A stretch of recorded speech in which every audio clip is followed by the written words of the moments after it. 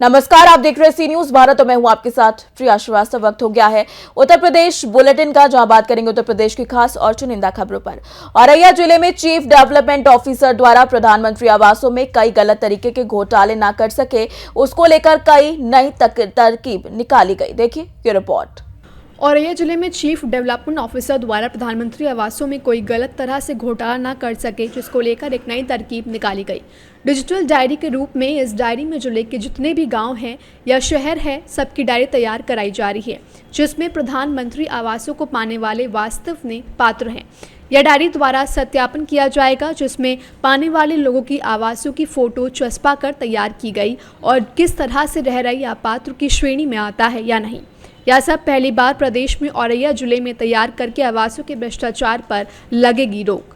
जी हां, यहां के एक ऐसी डायरी तैयार की गई है जिले के चीफ डेवलपमेंट ऑफिसर के द्वारा कराई जा रही है, जिसके चलते प्रधानमंत्री आवासों को अब कोई अपात्र नहीं पा सकेगा।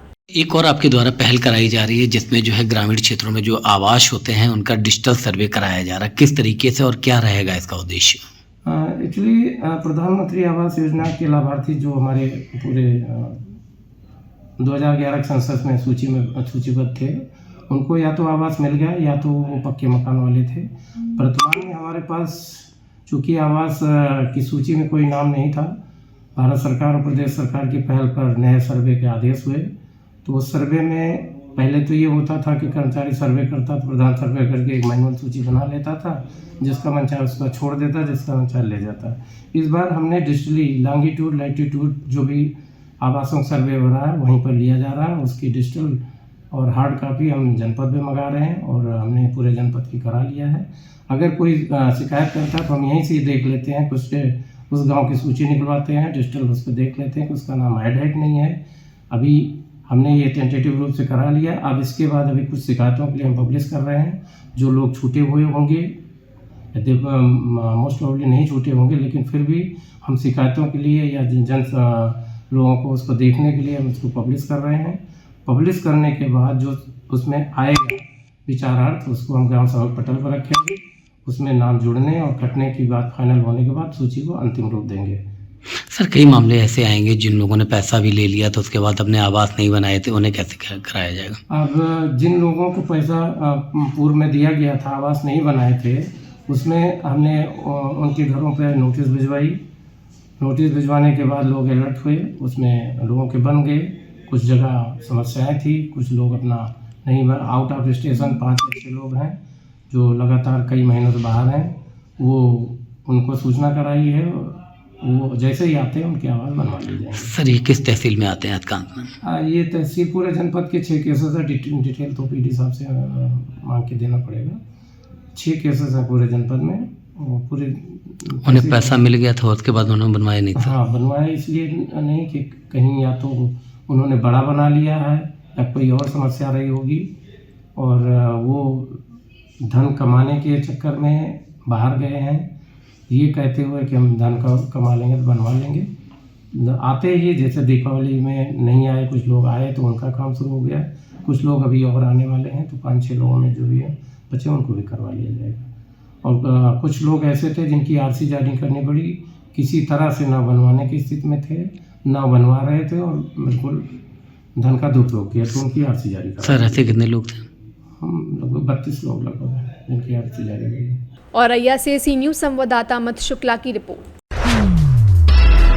रुक करेंगे बुलेटिन की अगली खबर का, जहां गोपीगंज क्षेत्र के नथईपुर में चल रही श्रीमद् भागवत कथा के संगीतमय प्रवचन में मंगलवार को कथावाचक पंडित सोमनाथ चतुर्वेदी जी महाराज पधारे। देखिए ये रिपोर्ट।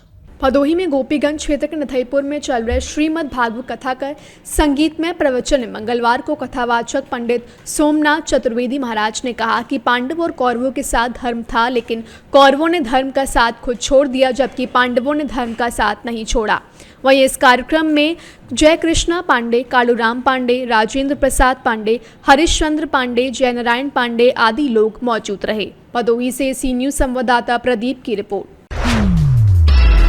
रुक करेंगे बुलेटिन की अगली खबर का, जो आप पीलीभीत में स्वामी श्रद्धानंद सरस्वती शिशु मंदिर मझौला में शिशु शिविर के प्रशिक्षण का आयोजन किया गया। यह रिपोर्ट देखी कि कैसे प्रशिक्षण संपन्न करा गया।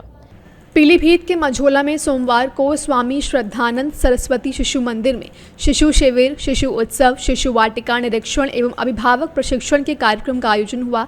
कार्यक्रम का आरंभ शिशु वाटिका निरीक्षक शिल्पी, शिशु वाटिका प्रमुख विद्यालय पुरनपुर विद्यालय के व्यवस्थापक डॉक्टर सुरेंद्र नाथ सिंह, अध्यक्ष विजय कुमार भाटिया एवं विद्यालय के प्रधानाचार्य धनपाल सिंह ने मां शारदे के सम्मुख दीप प्रज्वलन व पुष्प अर्चन करके किया।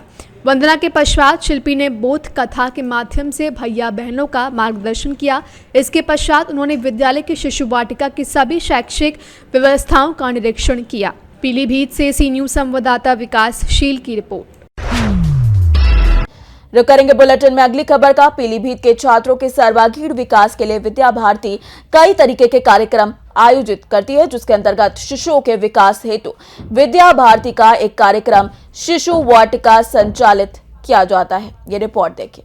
छात्रों के सर्वांगीण विकास हेतु विद्या भारती कई तरह के कार्यक्रम का आयोजन करती है, जिसके अंतर्गत शिशुओं के विकास हेतु विद्या भारती का एक कार्यक्रम शिशु वाटिका संचालित किया जाता है। इसके दृष्टिगत विद्यालय RSRD सरस्वती विद्या मंदिर पूरनपुर पीलीभीत में शिशु मेले का आयोजन किया गया।